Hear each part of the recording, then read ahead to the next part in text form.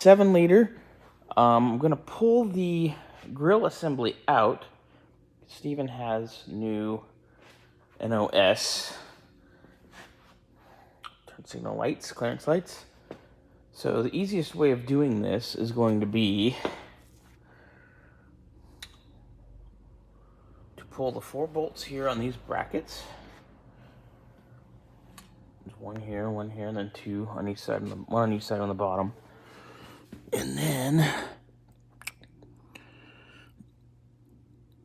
it's got the wrong screws, of course, in there. Because, you know, what else is new? But I gotta pull those babies out, or try. And then this thing should come right out. In theory, of course. Alright, so got our 4 bolts from the brackets out.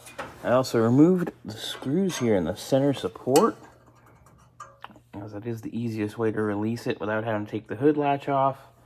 We were missing a few screws, so I'll go pick up some of those. So now we just disconnect our light connectors on both sides. Careful.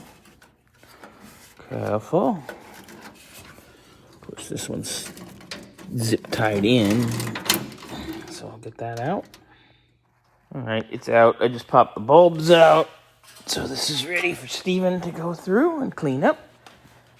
I'll put it right over here.